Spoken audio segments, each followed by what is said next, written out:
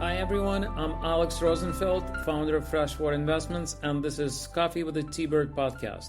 I sit down with fellow T-Birds who are making an impact in business, leadership, and entrepreneurship.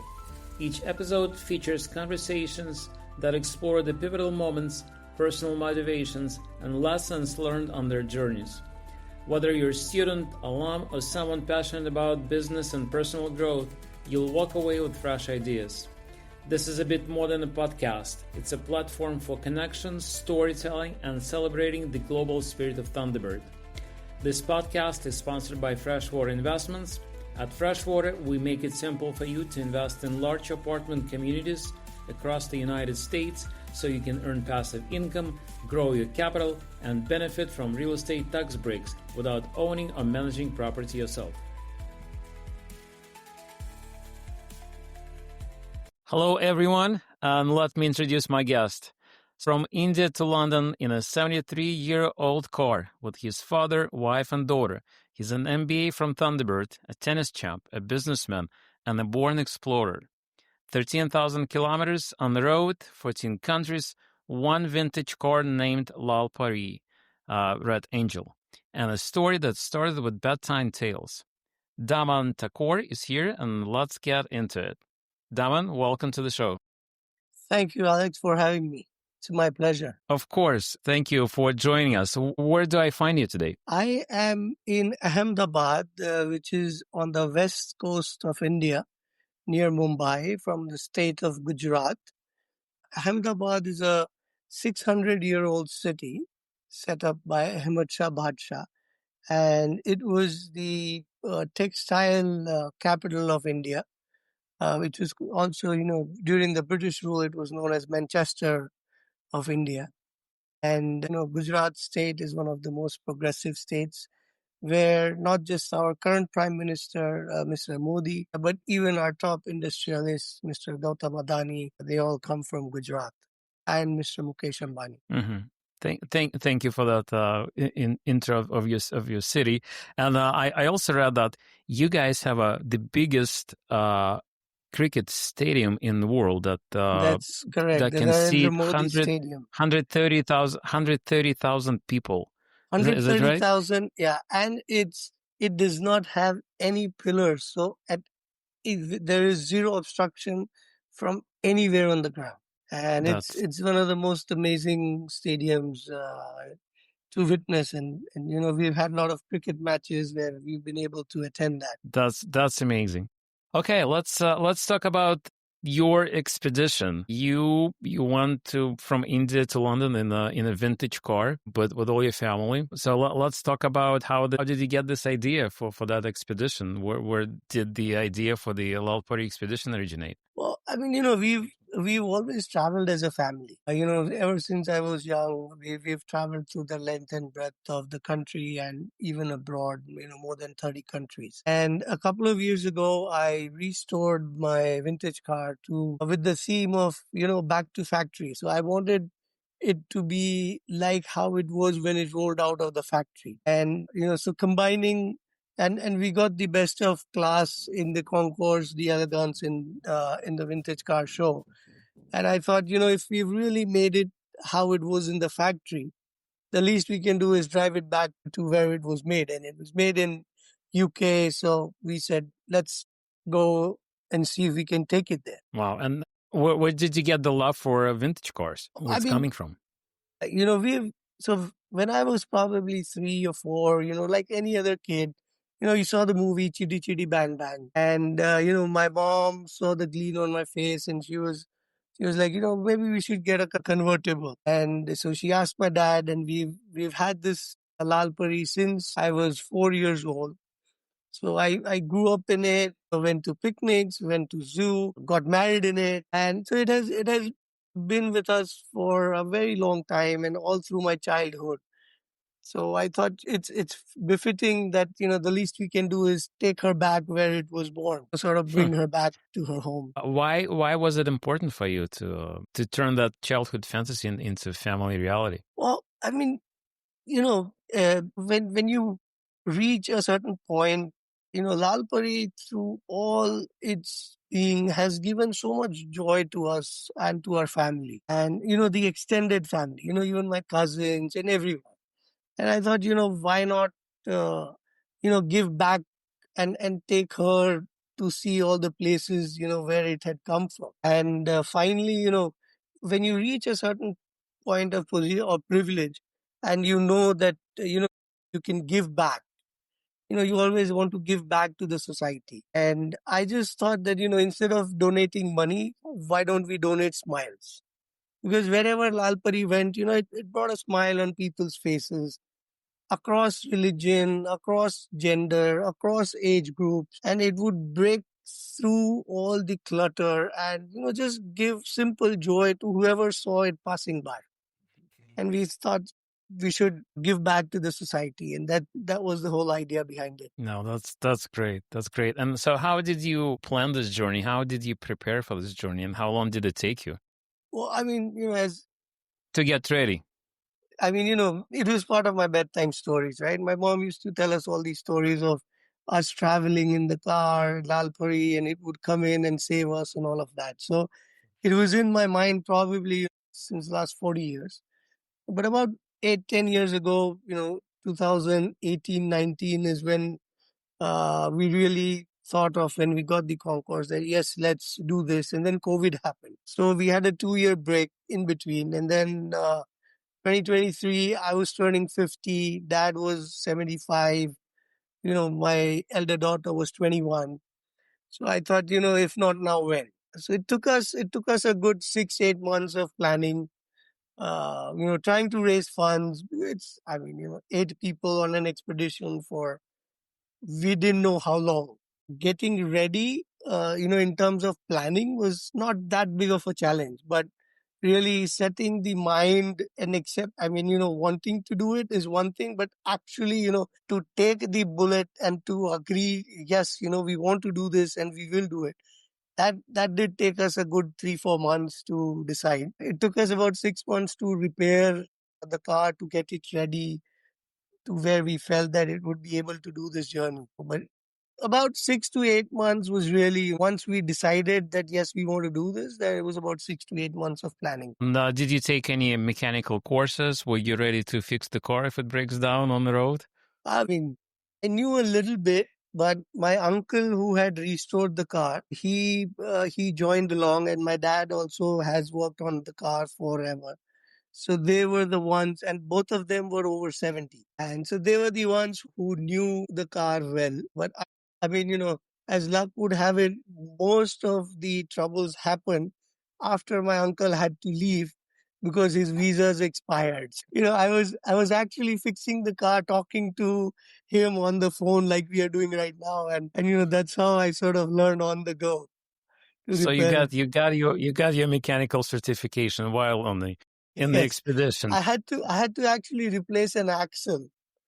The axle broke in Croatia, and I had to actually, pry it out and put in a new one and fix it all by myself. I'm almost as proud of me achieving the journey as me fixing it myself. That's great. So what were some of the toughest challenges you faced on the road during the expedition? As I said, probably the toughest was, getting the mind to, do it. And then the next question is, how do you finance it?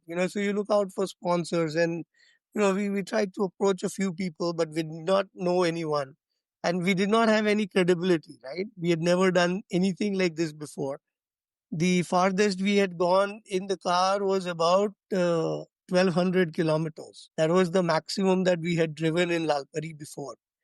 So it was a big question mark for us also, whether we'll complete or not. So, if you go and talk to a sponsor and they're like, what's your credibility, right? And Yeah. then, while we were thinking of all of this, my mom came up and said, just one thing, that if you can't afford it, don't do it. If you're doing this for your own pleasure, you can't take someone else's money. And so that was that. And we said, okay, we'll not buy a new car, new Rolls Royce or whatever. We'll just, we'll enjoy this experience. And that's how. So that The start was quite a challenge. Along the route, while the logistics was not that big of a challenge, probably the most challenging day was, in fact, the last day of the journey, where I had to drive a car with three cylinders. So I was doing 20 miles an hour in UK on a 70-mile-hour highway in rain without wipers with a Oh, very small tail light, and the trucks and the cars honking at me and swearing at me because they would suddenly see a small red dot in front of them and they were not happy. And I had to travel all by myself for 140 miles. So almost 8 to 9 hours of driving in rain, 8 degrees. It's a convertible, water falling from all over. And, that was probably the toughest drive of the whole journey. so I guess at that point you couldn't turn around and, and stop, right? It was the last You were day, so so I had close. to get You were so close to the finish line. absolutely. So how did it feel to cross that finish line in the UK when you I were mean, done with your Obviously journey? you're elated, you're overjoyed. There were tears flowing all across. It wasn't just my dream; it was my father's dream. It was my daughter's dream. My wife. We were all there together celebrating. We were probably, we were the first Indians to ever do it. So there was a lot of pride in doing that. At the same time, we never really put a lot of pressure on us to complete because we wanted to enjoy the entire journey. So, for that, Right. obviously, for that half an hour or 45 minutes, we were very happy and elated that we could do it. But for us, the journey, every day was a celebration. We were just having the time of our lives, every single day. So, obviously, it was great, but it wasn't the only thing that we were looking for. That's great. So what lessons did your daughter, you said that she was 21 at that age. What lessons did she learn through that journey? I think the biggest lesson probably she learned is how to cope up with a father and a grandfather for 73 days. Enjoy just being with them. And hats off to her patience, if nothing else. So that was a start. But I guess it was probably, she had just graduated. She had just completed her undergraduate. And I think this was probably the best internship that she could do. She had done international studies in her undergrad. So, just meeting people, interacting with them, going through Iran and realizing that, the world is not as bad as what it's shown to be. So I'm sure, it was life changing for her also as much as for us. And hopefully, now she has a little bit more affinity to Lalpari. That's great. And so which person or moment stands out most in your memory from the trip? I guess, all along the route, we just met so many incredible people that if I had one was we met a gentleman by the name of Mr. Omidwar. He was in Iran. He was 94 years old when we met him. And, here we are thinking, we are doing something different and we have a support vehicle, we have food, we have phone, we have internet, right? And this guy, he did around the world and 95 countries in 1953 on a motorbike all by himself. So, suddenly you just realize that, you've not done anything, right? Here we are in 14 countries, 13,500 kilometers, and this guy has done. So there are no roads, there is no phone, there is no support vehicle. And so to be able to do that and to, actually meet him and him remembering and singing our Indian national anthem. At the age of, he came to India in 1958. You just meet Incredible. people like that and it just blows your mind as to, what is we've not done anything. And then we met another guy. So we were doing about 200, 250 kilometers a day because my top speed was about 40 miles. 30, 40 kilometer miles an hour. 200, 250 kilometers. And we meet a guy in Albania border. And he was doing 200 kilometers on a bicycle all by himself through the Balkans. So he did 5,000 kilometers of cycling. Wow. And, just the compassion that people had, throughout the world. We met a lady in Albania. She had a very small petrol pump, and I just asked her to give me 1 liter of oil because obviously, the old car and was leaking oil. And she said, "Can I gift this to you?" She said, "I know that, you can afford it, but I have so much of love for India." And she was studying Sanskrit. She had studied yoga. She had studied all the scriptures. And she's like, "Can I give this to you?" So that is something that, just the kind of love and compassion that people have. And, that's one thing that I've learned is you cannot repay them. The only thing you can do is do good to others. So that's, it's just incredible people that we have met. I think that's been the highlight. That's great. Yeah, and I've seen in the newspapers that you've met a few diplomats, like Indian diplomats, along the way as well in different countries. What Yeah. were the conversations like with them? Well, you have to realize, we are nobody. We just common citizens. And because we were in Lalpari, we did not have a schedule because we could never predict where we will reach each day. So typically we would write to an ambassador of India in that country and tell them that can we meet tomorrow before 2 o'clock, because then after that we have to go somewhere else. And more often than not, they were very forthcoming, and they were accommodating, and they would come in. They would allow us to come in and meet them. And I guess there was a lot of pride that we could see in them. And it's always good to meet people from your country abroad. And just the conversations were basic, like how did you do it, what did you, why, and why were you doing it with the family.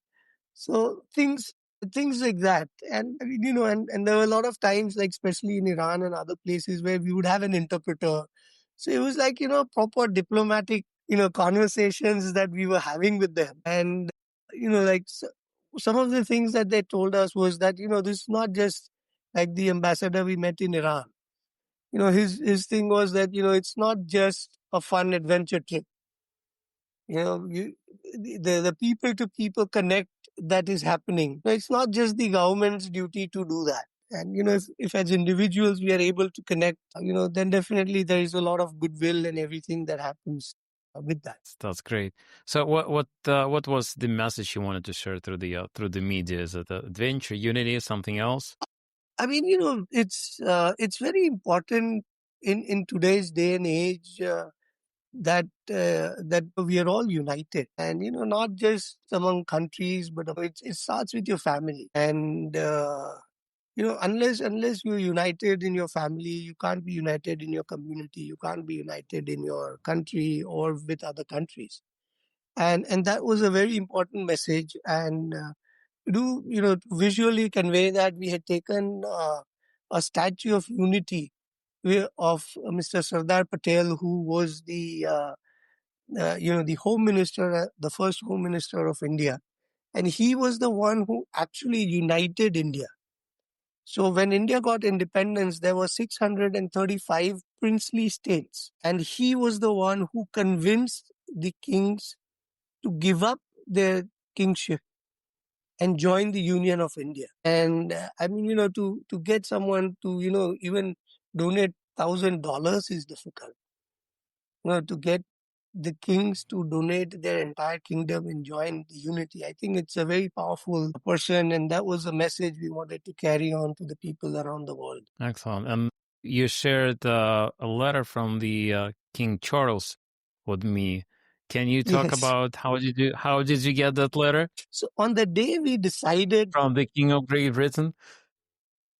so when we, one of the first articles of our journey that, when that talked about us wanting to do this trip was on 3rd of May. And in our newspaper in my city, it was a full page article on the whole journey that we were embarking and all of that. And it also happened to carry a full page of coronation of King Charles. So, in my own, whatever, crazy way, I just thought that, because it was a British car and because we were carrying Sardar Patel, who had united India, and, all the diplomatic relations and all the, 400 years of history that we have had with Britain, wouldn't it be befitting that if we were able to make it to UK, to gift that, hood ornament of Sardar Patel, which has traveled through all of these places, and to gift it to King Charles, because he's the king of UK, and it was just a symbolic gesture from the people of India to the people of UK, of the friendship and the unity and everything else.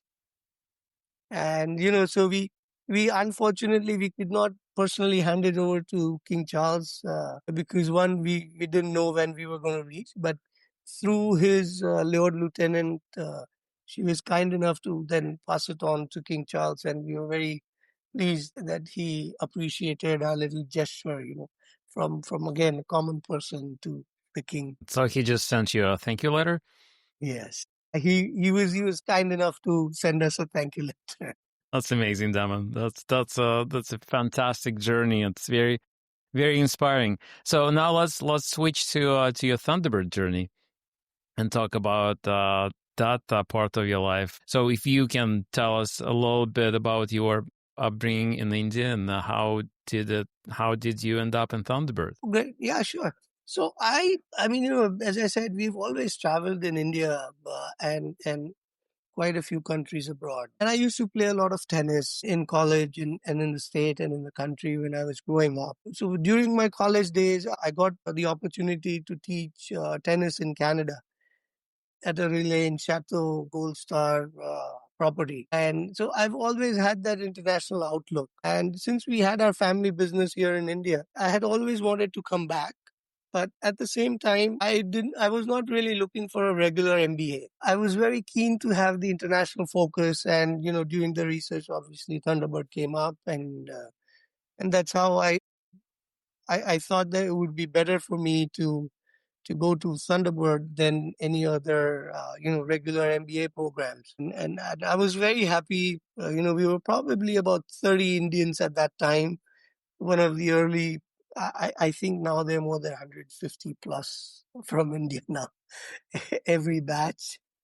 So we were one of the first people to sort of come in to Thunderbird. But the kind of international, exposure and the connect and the people we met and the cultures that we got across, I think that was really very helpful. And And you said that you have a family business. Can you tell us about the family business? And did you grow up hearing business stories around the dinner table when you were a absolutely, child? yeah, absolutely. So I mean, we born. I mean, we have a family business of construction equipment. So we are dealers for JCB machines, so like Caterpillar type machines, and we then also expanded into solid waste management for the municipalities here in India.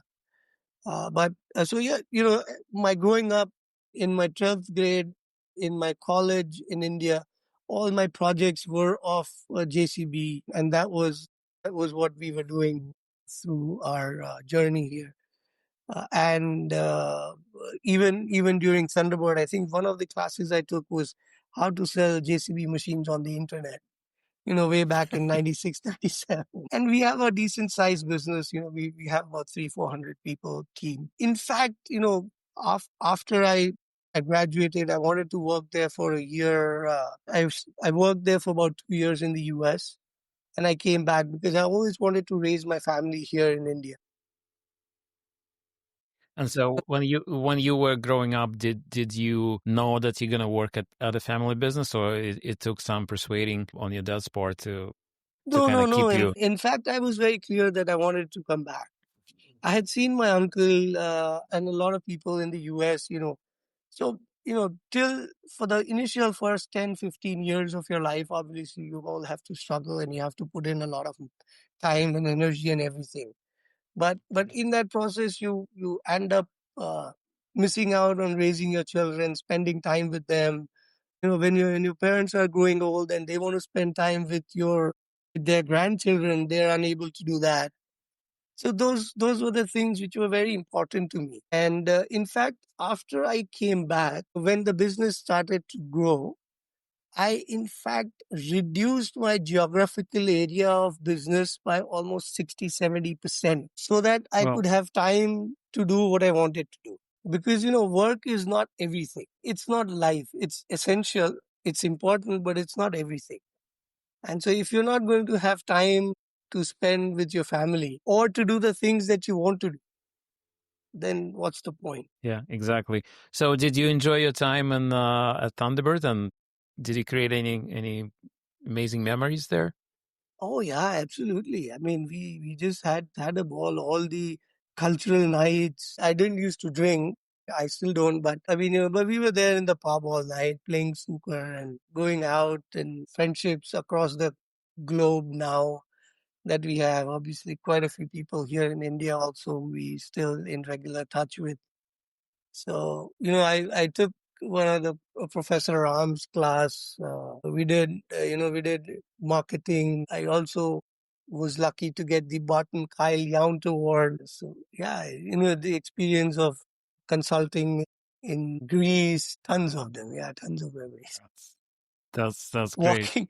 Walking, walking to grocery stores. So, Daman, did you use any Thunderbird lessons during your expedition or during your preparation for the expedition? Well, I mean, I passed out in 97 and I joined our family business, which was very local, selling tractors and construction equipment to uneducated people. So for a very long time, I didn't really need to use it. But on this trip, what happened is we approached the manufacturer of the Lalpari and we asked them if they would be interested to sponsor us. And it didn't really work out, and that's when it really struck me that I should try and brand Lalpari and create a brand Lalpari out of this whole expedition. And that really helped us in connecting with the people.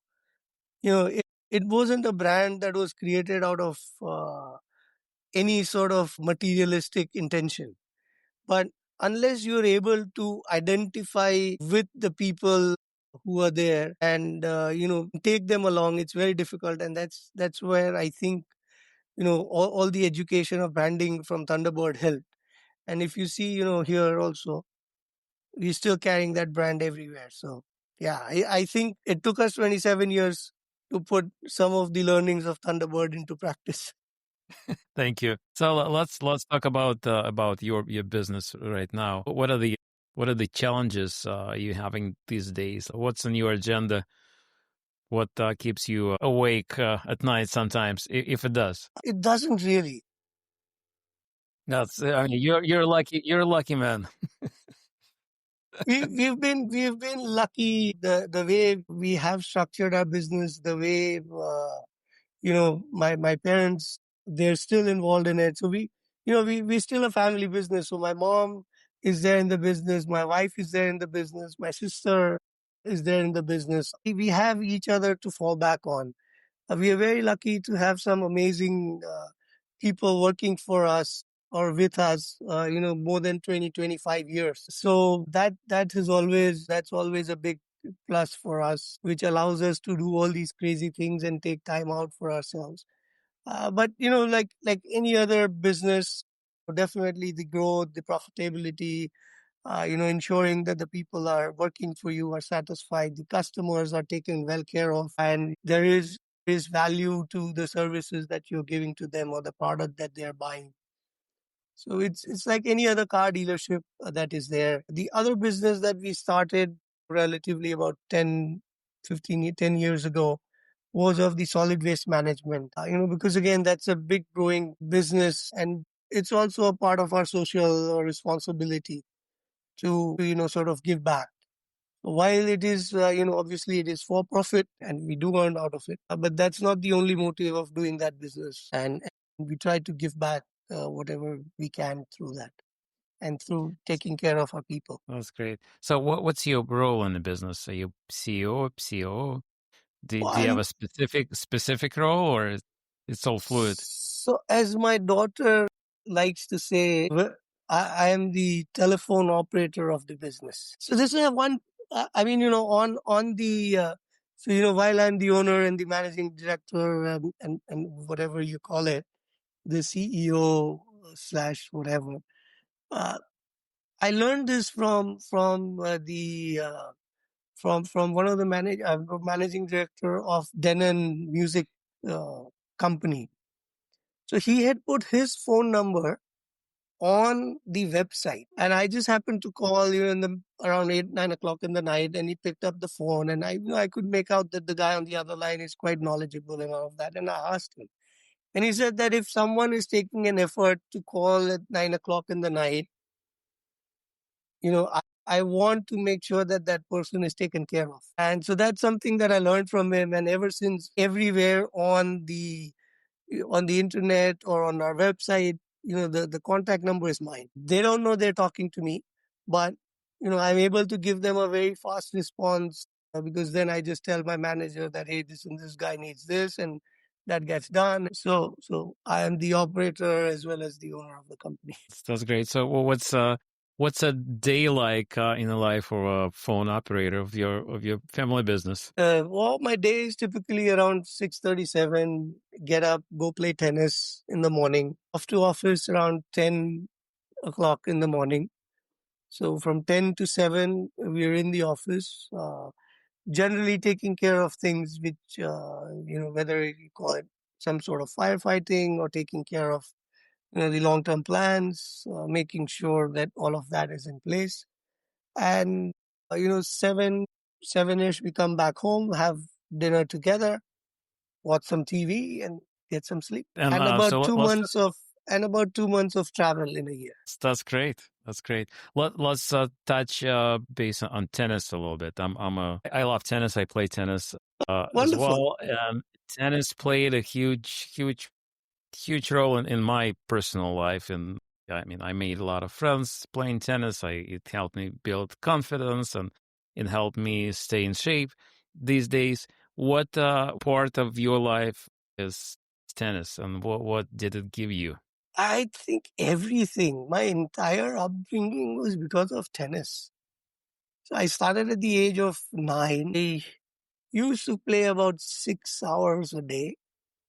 So I would typically wake up at 5 in the morning, exercise for about 45 minutes, 1,000 skips, 4 kilometers of running, and then play about 4 hours, 3 hours of tennis. So come home by about 10 in the morning, go to school at 11 till 5, go straight back on the tennis court till 7, come back home, have dinner, study for half an hour or 1 hour, and off to bed at 9:30. So that was my childhood. And And, did you compete in tournaments? yeah, I was probably about, the best I mean, I was number one in my state. And the best I got to was about top 20 in India. And, I was very lucky to have my tennis coaches who were more like my life coach, through, the competitions, 3 or 4 months of traveling throughout the country, playing tournaments, traveling unreserved, getting to places, coming back and meeting people. So, yeah. And so that lot of hard work and patience and competition and grit and playing through pain and all of those wonderful things that helps you later on in your life. That's great, Aman. I'll have to visit you and take a few lessons from you. Yeah, for sure. I might be in the US in September, by the end of Oh, next great! month. If you stop by San Francisco, and well, I'd love to play with you. Yeah, I don't nothing planned yet, but yeah. And just the kind of people that you meet and the friends you make along the way, not just here, when I was teaching in Canada. So after I did my, studies here, and I got an opportunity at the age of 18 to come in and teach tennis in Canada.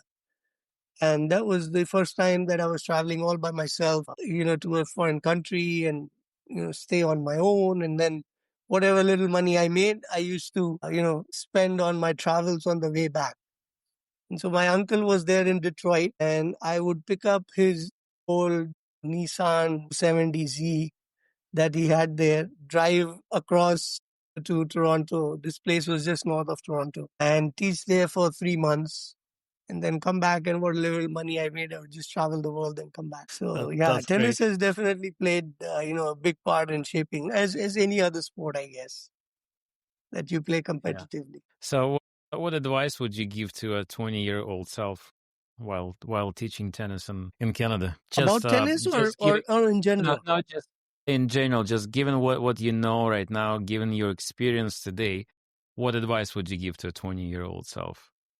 I think it's never give up. Be patient, and whatever you choose to do, whatever you wish to do, things happen. You just have to be patient and dream about it.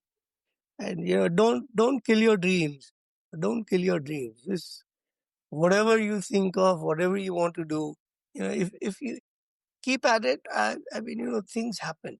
Things happen. I guess Yeah, that's, and that's awesome. I guess the other thing is, I think that family is also very important. Maybe at 20 you don't realize it as much, but going forward, it multiplies your joy. It reduces your sorrow, and you're able to share your life much better than to do it alone. Yeah, that's great. And speaking about dreams, you achieved your childhood dream of driving Lalpari too. What's your other dreams do you have? And Well, I what's guess your next expedition? exactly. So till we did this expedition, it was like, maybe this is like once in a lifetime. But when you meet someone who's done 95 countries in 1953 and you've only done 14, suddenly your horizon expands.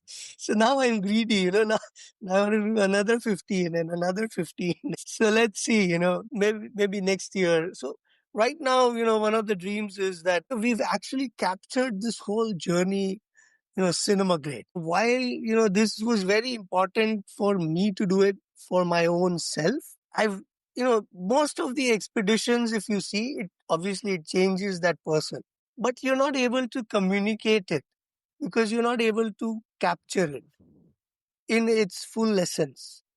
So, why you can talk about it unless you're able to show it to people. So that was one of my, one of the things that I was very keen to do. And I was very lucky to have a dear friend who's one of the top photographers and cinematographers in the country. So I pulled him along with me on this whole journey. So he also spent, he was out of work for 90 days doing this, following us and capturing it all. So the next immediate dream is to bring that out as a documentary film or a series or something, and share that, that wonderful experience that we've had, and inspire other people to follow their dreams, whatever they might be. Yeah, and you just mentioned. I want to kind of double click on something you just said, that every expedition, every journey changes a person. How did it change you personally, and what maybe if you can share one big lesson, your personal lesson from that expedition? Absolutely. I think the biggest lesson for me was humility. No matter how much you have achieved or what you have done, I mean, there are people who have done it 1,000 times more. Uh, through this expedition and through the people we met, you realize that, you it's nice that you've been able to do what you have, but uh, there is there are people who have done far more, far greater than what you can ever imagine. So, definitely humility, patience, following your dreams, and most importantly, I think just the belief in humanity and the will of people to do good to others. Here we had set out to spread smiles and to spread joy and to give back to the society, and we got 100 times more back to us. There was a guy in UK that we met. His name was Anil, and he wasn't really the most wealthiest of person. And I just called him and said that I'm stuck here, and it's going to cost me a lot of money to tow it. He drove 600 miles in thunderstorms and rains just to pick us up from one place and drop us to the other. And he did not charge us a single penny. And when I asked him, how can I, you have to at least take some money from us. And he said, when you came and visited us, it brought a smile on my son's face, and my son was happy. Now, do you want me to price his happiness? That's amazing. And so the only thing you can do, you can never repay that person back. The only thing you can do is give back to whoever you can help. And that's the only thing you can do about it. Excellent. And Daman, do you have any requests or any messages for our Thunderbird community, to our alumni and maybe students? Well, to the alumni, it's great, that everyone is doing, something very interesting in their own way. But I think, we all need to get together more and do activities, or, just interact a lot more. I think that's something which is lacking, probably in India. I don't know about other places, but I think, again, I want to compliment you, Alex, for this initiative. And I think there are amazing T-birds all across the world, and we need to get behind a certain cause or something and connect. And to the students, reach out to the alumni. They're good people, and as I have experienced, they would all be more than willing to help. So don't feel shy. Go out, reach to them, ask for it. At the most, they'll say no. And more often than not, that's not going to happen. And they'll try and find you a way. So keep at it, keep pushing each other. Let's meet up. That's a great message. Thank you, Daman. It was a wonderful conversation. Thank you so much for being with us today, and keep donating smiles. Thank you so much, Alex. See, bye-bye. Thank you. Appreciate it. Thank you. Thank you.